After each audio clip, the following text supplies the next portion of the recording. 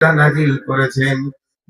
মেয়েদের যে পর্দা, মেয়েদের যে পর্দা ফরজ হয়েছে, এই পর্দাটা ফরজ হয়েছে উমারের কথার উপরে খেয়াল করে। আল্লাহ তো করবেনই করবেন, কিন্তু উমার এটা সূচনা নিয়েছিলেন। নবীজির ঘরে সাহাবীরা ঢুকছে বেরোচ্ছে, ঢুকছে বেরোচ্ছে, সেখানে রয়েছে আজওয়াজায়ে আজওয়াজে মুতাহহারা, পবিত্র বিবিগণ রয়েছে, ঢুকছে বেরোচ্ছে। উমার একদিন বলে ফেলেন, আল্লাহ পর্দাটা ফরজ করে দাও, তাহলে রসুলের ঘরটা হেফাজত হয়ে যায়, মুমিনদের ঘর হেফাজত হয়ে যায়। পর্দার আয়াত যখন নাজিল হলো, তখন সময়টা ছিল এশার পর। এশার পর পর্দার আয়াত নাজিল হয়েছে। কেউ শুনেছে, কেউ শুনে নাই, কেউ জেনেছে, কেউ জানে নাই। সাহাবীরা যে সবাই জেনে নিয়েছে এর কোনো কারণ নয়, কারণ সবাই এশা করে বাড়ি চলে গেছেন। যারা ছিলেন তারা জানলেন। এই মাত্র জিব্রাইল এলো, পর্দার আয়াত দিয়ে চলে গেল।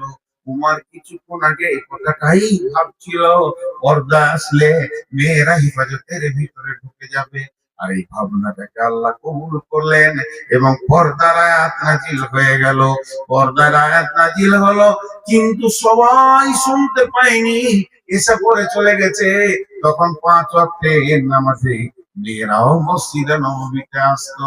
ফজরের সময় যারা পর্দার আয়াত শুনে নিয়েছে, পর্দা করে মসজিদ আসছে। যারা আয়াত শুনতে পায়নি, যে মহিলারা, যারা পূর্বের দিন যেমন করে এসেছিল এর সাথে, ওইভাবেই সেরওয়ার কামিজ পরে একটা উর্মি নিয়ে চলে আসছে। যেমন সময় একটা বাচ্চা, এই মাত্র 8-10 বছরের, 10-12 বছরের বাচ্চা ফজরের নামাজে মসজিদে যাচ্ছে, রাস্তায় দেখে ফেলেছে দাদিকে। দাদিজি এমন অবস্থায় কেন মসজিদে যাচ্ছেন? বলে নামাজে পড়তে, সালাত আদায় করতে চললাম ফজরের। দাদিজি আপনি কি খবর পাননি?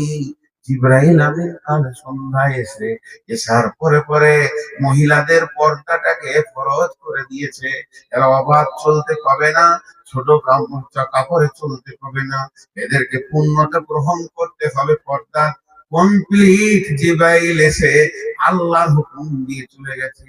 মহিলাটা করলো কি, সঙ্গে সঙ্গে মাটিতে বসে গেল, জড়ো সড়ো হয়ে বসে ওই ছেলেটাকেই বলছে ভাইয়া, ওর নাতিকে বলছে ভাইয়া রে, আমার বাড়িতে যাও, গিয়ে দেখো একটা বড় আমার চাদর আছে, ওটাকে এনে দাও, ওটাকে গায়ে উড়ে নিব, গায়ে ছড়িয়ে নিব, তারপরে মসজিদে যাব, না হয় বাড়ি যাব।